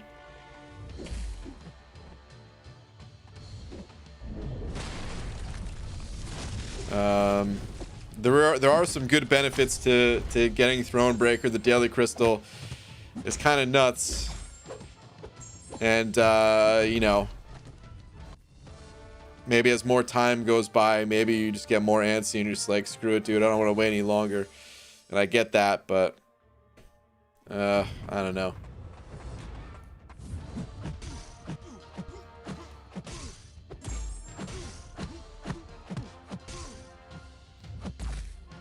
I have fun playing him in content that I overpower, but as soon as I get to content that I feel like he should be appropriate for, I don't have a good time anymore. Like doing uncollected. What is uncollected balanced around? The uncollected monthly event quest. I'd say it's balanced around like rank 4 5-star champions. Right? And I have a good time with my 6-star rank 2, which I get, is about the equivalent of a 565, right? That's like a full rank over what I would consider that content balanced for. And then I go to Cavalier, where I feel like, yeah, this should be an appropriate level. I don't really have a good time with them. Could still do it, of course. It's not, content's not that hard or anything, but I don't have that good a time with them. Or Realm of Legends, another great example. You can make him look like God of Gods in Realm of Legends, but that content's balanced for 4-star champions. So what the hell, But yeah, try him out for yourself, and if you like him, go for it. He's the champion that I would be most inclined to take to rank 3 out of those 3, I would say. But I probably still want to do it. I mean, the more I say it though, like, I don't know if you care at all about Alliance Wars. Heimdall, I don't consider him a strong defender, but dude, I don't know. Like, I might actually rank 3 Heimdall over Cole Obsidian. Just for defensive purposes. I don't think he'll get kills very frequently. Maybe 0 a season at the higher levels, at least. I'm just looking at what his unawakened or what his awakened ability is here. Heimdall gains 100% chance to trigger precision buff during critical or increasing critical rating. Yeah, blah blah blah. Who cares? Heimdall converts all of the buffs active on him at the end of the previous fight into power. Okay, so yeah, his awakened ability does not matter. Got it. But he would have 43,000 base health, which would go up to what? He'd have like, what is it usually, like plus 300% health or something like that. So we're talking about like 100, I don't know, maybe 150k health that you're gonna find in Alliance War. It's like 250% increase or something. It could be annoying. You have to slow play it on the right node. Like, I always hated fighting Heimdall on the Aggression Fury node in the old map. I think I don't know if I even ever died to him, but I always hated it just because, I was using Spidey and had to like parry and get the well, I guess you could always get heavy attacks off countering his specials, but I either had to most of the time parry or like bait a heavy attack. And once his attack value starts ramping up and stuff. Oh, geez, excuse me, man. It's starting to burp a little bit. Why now? But yeah. As crazy as it sounds, I might actually do that over Cole. But yeah, as a champion to play, Heimdall's trash. So if you don't care about Alliance War defense, it would for sure be Cole over the others.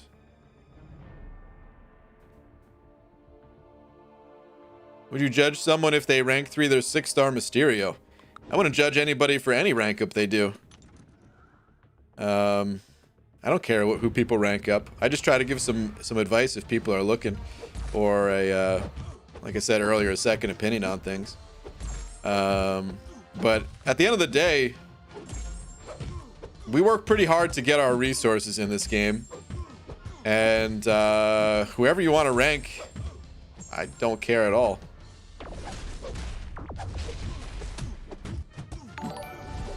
You can do whatever you want with your hard-earned resources. BG, how are you enjoying not running suicides? Some days I enjoy it and some days I don't. It's definitely slowed down my arena grinding. it's not like my arena grinding has been slowed for a while now, not just because of the lack of suicides, but it's being a little bit busier at the moment, and then the bugs in the arena as well not helping, but yeah. BG, here's a question. What champs would you rank 3 immediately if you pulled/duped them? Yeah, it's tough, Carl. You know, Omega Red was one of those champions that I would have previously said I would have just went for it, man. Like I'll get the SIGs at some point. Let's take him to rank 3, yeah. But I still haven't taken him to rank 3. So yeah. I don't know. Let's pop open the list on Aunt May real quick. So immediately take to rank 3 if I pulled them. Well, let's look at science class here. Hold on.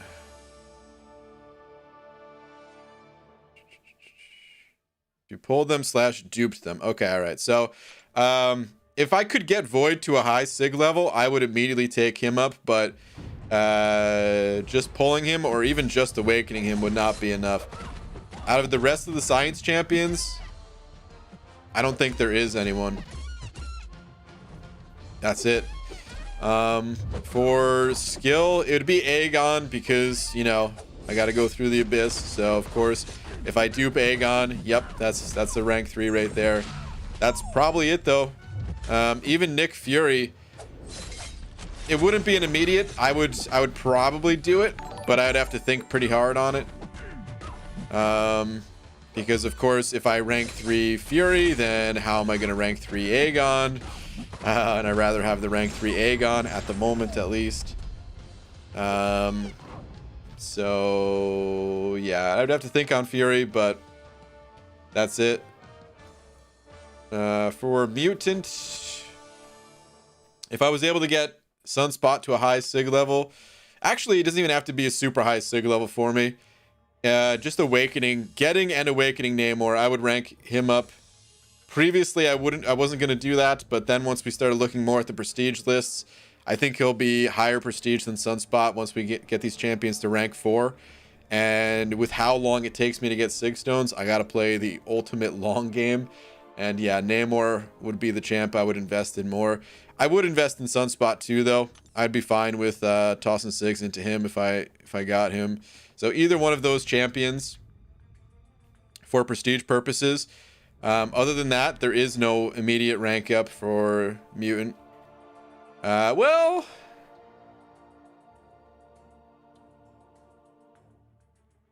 I'd have to see if we have an Apocalypse. That actually, if I awaken Apocalypse, I would look into that. I gotta play him more too. Him and Professor X. I just haven't played enough to know. But add them as like if I tested them out, I'd be able to better answer. But anyway, moving on. Warlock, of course, this is one of the few, and I actually did pull this guy, and he is gonna get ranked up. It just I need the tier 5 class catalyst, the last few fragments for it, which I'll get soon enough, I'm sure. Ghost, which I wouldn't be able to do it now because I'm ranking up Warlock, but Ghost would get my next tier 5. Everyone else, definitely not an automatic rank up. For Cosmic, Corvus is probably the only one. Yep, Corvus is the only automatic rank up. There's be a few others that I'd consider, of course, but we're talking about automatic rank ups here. Doom would be the only one for Mystic for prestige purposes.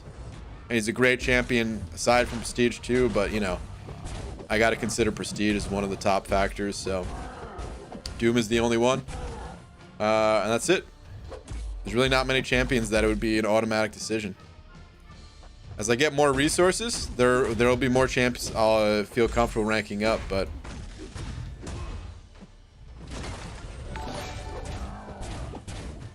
The deeper we get in this game, like whenever we're more constrained on resources, the more thought it takes to pull the trigger on a rank up. And just knowing how stingy Kabam has been with Sig Stones, it takes out a lot of options, I would say. So honestly, like even a lot of the better champions that that I did not mention, because I said they wouldn't be automatic rank ups. As we go through them, I probably still wouldn't be able to rank them up. Oh, geez. Reverse controls. That's a thing. Yeah, I don't know. Anyway. Carl, thank you for the buck, dude. Huzzah! Sending over a buck as well. Huzzah! Where are you at? Here we go. BJ, I saw this question on Reddit today and I immediately thought of you. How many shards would you be willing to spend to guarantee pulling a specific champ? For example, Aegon. I don't know. That's tough, man. To guarantee a specific pull.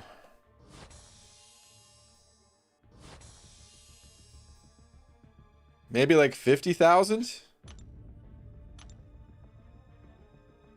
I don't know if I can go higher than that.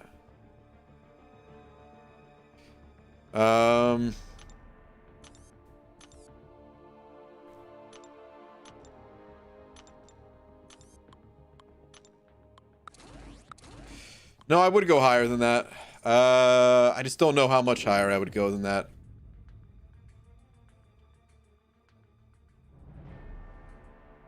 All right, so let me break down the thought process a little bit. So, obviously I've spent way more than 50,000 shards hunting for Aegon, right? First off, let's assume this we're talking about just 5 stars here. 6 stars, I don't know how much I'd be willing to go. I would be willing to go less than for 5 stars because, yeah, I just want more and more 6-star champions. But let's talk about 5 stars. So I've spent, I don't know, dude. How many 5-star crystals have I popped open? I think it's over 40, right? So let's just round it to 400,000 shards so far that I've spent looking for Aegon.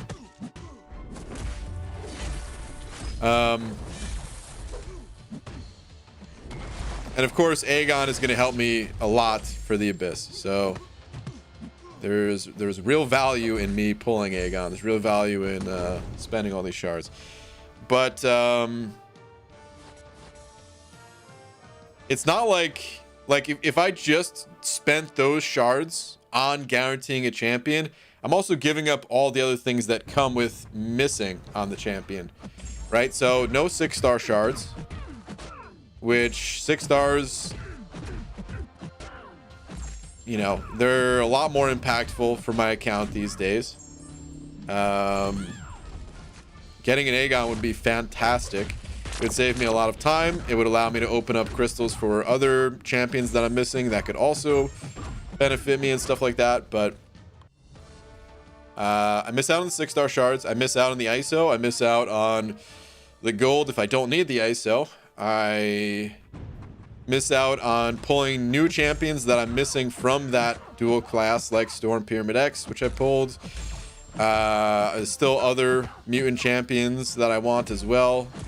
Some skill ones that I wouldn't mind having too, but you know, it's like Sunspot, Apocalypse, Professor X. Once they get added, at least, love to pull those, and I wouldn't have any chance of getting those guys. Not to mention the Sig levels on the other champions that I don't care as much about. So, yeah, I'd be willing to spend a pretty good amount, but I don't know if I could say 100,000. I think that would probably be too much. But if I spent maybe like 70 or 80 or something like that. That would maybe have to be my limit.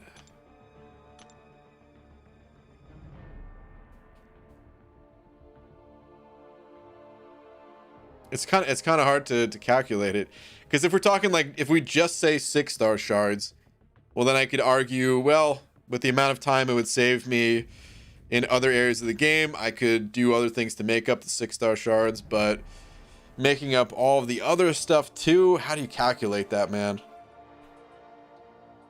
I don't have a big enough brain for that, man. It's tough. But yeah, maybe 70 or 80 or so. All right, Alex sent it over. Buck, Alex, thank you, dude. Saying Professor X is crazy fun with great special 2 damage, and you get like 3 or 4 back-to-back special 2. I mean, he seems fun, but here's the thing. I do not see anyone playing Professor X. I'm sure people do play Professor X. I'm just telling you that I don't see it. You know? It's kind of like we were talking about Guardian. Guardian, we kind of, you know, it's kind of unanimous, man. Most people in here at least said, yeah, Guardian's a good champion. But is he good enough to play? Is Professor X good enough to play? I don't know. The mutant class is pretty stacked. I would say Apocalypse. I've seen enough value from Apocalypse that between the two, I would be happier to pull Apocalypse over Professor X. For both defensive and offensive uses. Defensively, I actually don't think he's too hard to counter. I'm sure you know, he's annoying on certain nodes and stuff like that, but he's not too bad. But offensively, I feel like I can get some good use out of that guy. But is it enough to justify taking a rank 3? I'd have to play with him more.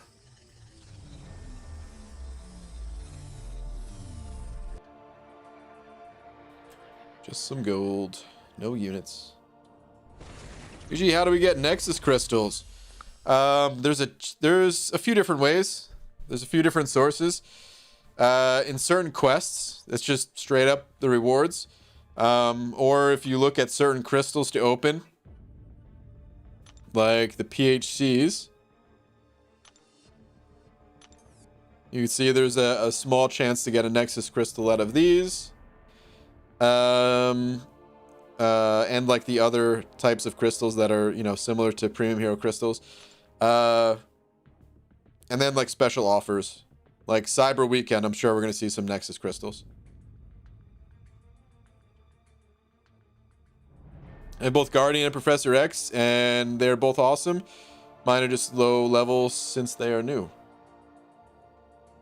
Yeah, I mean, I think if you had to use those champions, you probably wouldn't suffer too much for using them, but still, I don't really see them used too much. Check Cam's Twitter on Guardian. Cam's Twitter on Guardian.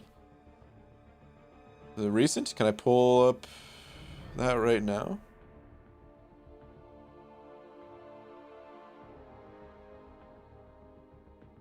Cam.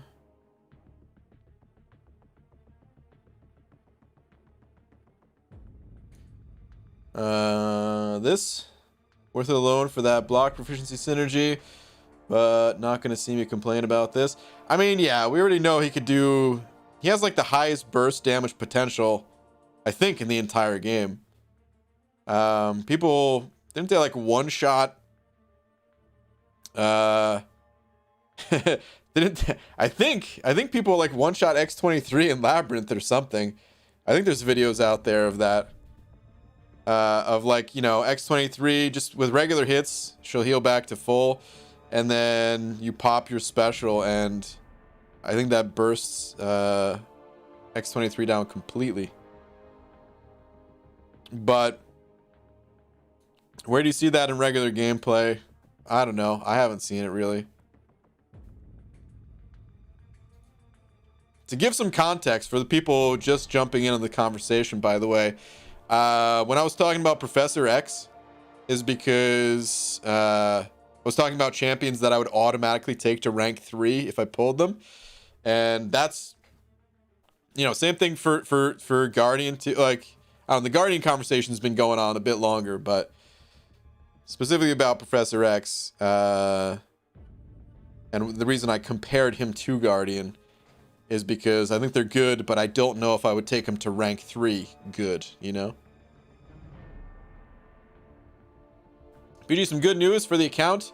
I have everything lined up to rank 4 my Colossus, Sig 60. Nice.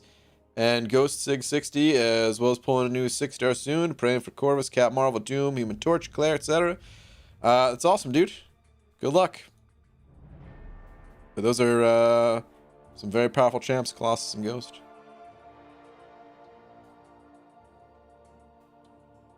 Okay, anyway, on that note, guys, it is going to be a little bit late, so I'm going to head out of here. I will be back tomorrow. Day stream tomorrow, guys. A little bit of a different type of stream tomorrow, 11 a.m.